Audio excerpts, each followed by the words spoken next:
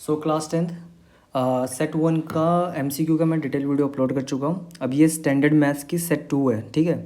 अब देखो, सेट 1 हो चाहे सेट 2 हो सेट 3 हो, most of the question same होते हैं, जम्बल होते हैं। एक आधे क्वेश्चन यानी एक दो क्वेश्चन जो होते हैं वो यूनिक होते हैं इस तीनों सेटों में, ठीक है। तो ये शॉर्ट वीडियो है, इसीलिए मैं इसमें पहले ही मार्क कर चुका हूँ कौन कौन से करेक्ट ऑप्शन है इनके। जो सेट 1 से डिफरेंट क्वेश्चन इसमें मुझे दिखेंगे, मैं उसको एक्सप्लेन करते चलूँगा, ठीक है। अब देखो, पहला जो है इसमें कह रहा है नेचुरल नंबर 2 प्राइम होता है, ये ऑप्शन था। दूसरे में कह रहा है 6n जो है ये हमेशा 6 डिजिट से एंड होगा, ठीक है। डिटेल जानना तो सेट 1 वाला देख लेना, उसमें आप समझ जाओगे। इसमें खाली मैं उन क्वेश्चन को एक्सप्लेन करूंगा जो कि उससे हट के हैं, अलग है। थर्ड क्वेश्चन में बोला गया था एचसीएफ ऑफ 960 एंड 432 क्या आएगा, तो 48 आएगा हमारा। फोर्थ में ये वाला यूनिक है, ठीक है, ये वाला सेट 1 में नहीं था। इसमें दिया गया है P probability of E plus probability of not E is equal to X. अब हम जानते हैं इस केस में हमेशा 1 होता है, तो ये वैल्यू पूछ रहा है x² माइनस 3 की क्या होगी, तो 1 रखोगे तो 1 माइनस 3 यानी -2 आ जाएगा, ठीक है, यानी ऑप्शन ए आ जाएगा।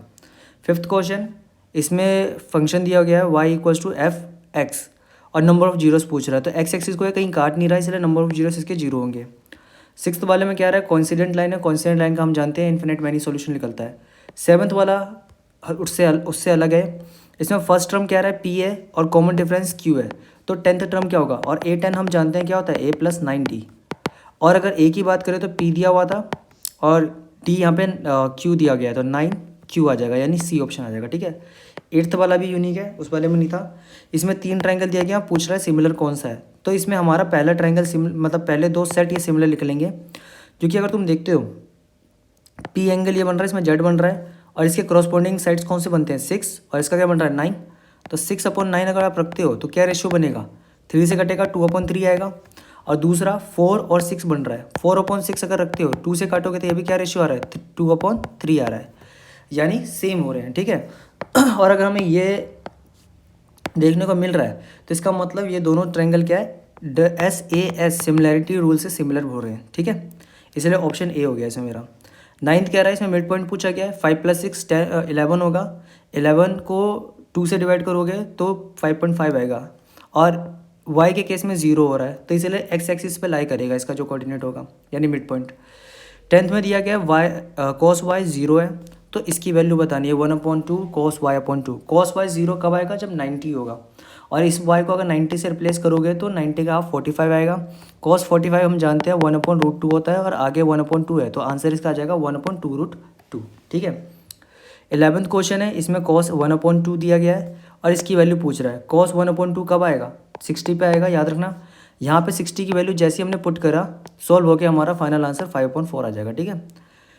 12th क्वेश्चन है, इसमें कह रहा है a car moving away from the base of the tower, 30 metre की हाइट है टावर की, और उसका जो बेस मतलब जो डिस्टेंस है टावर के फुट से लेके कार का वो पॉइंट जहाँ से एंगल नापना है वो 10√3 था, तो परपेंडिकुलर और बेस अप्लाई हो रहा है, 10 थीटा की इक्वल रख दिया, कट पीट के हमारा आंसर √3 आएगा, यानी 60 हो जाएगा। 13th क्वेश्चन है, 13th क्वेश्चन का अगर तुम डायग्राम ड्रॉ करोगे ना, तो जो पॉइंट ऑफ कॉन्टैक्ट होता है, मतलब जो टेंजेंट का मीटिंग पॉइंट होता है, उसके जस्ट ये सामने है ये 120 बना हुआ है, और हम जानते हैं उस केस में सामने वाले दोनों एंगलों का सम 180 होता है, तो 180 में से 120 हटा दोगे तो 60 मिल जाएगा आपको, ठीक है। 14th है, 14th में हम जानते हैं ये 90 डिग्री होता है, ठीक है, और ये अगर 90 है और ये 125 है, तो एक्सटीरियर एंगल प्रॉपर्टी लगाओगे तो इन दोनों के सम के बराबर ये होना चाहिए, तो इसमें से ये 90 अगर मैं हटा देता हूँ तो 35 मुझे मिलेगा, यानी ऑप्शन डी, ठीक। 15th क्वेश्चन में कह रहा है length of the arc of sector बताना है, रेडियस दिया गया था और एंगल दिया हुआ है, तो सीधा फॉर्मूला पुट करके डायरेक्ट खत्म हो जाएगा, आंसर 22 आ जाएगा इसका। 16th क्वेश्चन थोड़ा ट्रिकी था, आपको ये बताना था कि कितना डिग्री एंगल स्वेप्ट करेगा, तो देखो आवर एंड जो होता है, ठीक, 12 घंटे में पूरा एक रिवोल्यूशन कंप्लीट करता है 360 का, तो टोटल आप 12 लिख लो नीचे, ऊपर देखोगे तो 7 to 8 10 कह रहा है, 1 आवर कंप्लीट रिवॉल्व हुआ होगा, और दूसरे का 10/60 पार्ट रिवॉल्व हुआ होगा।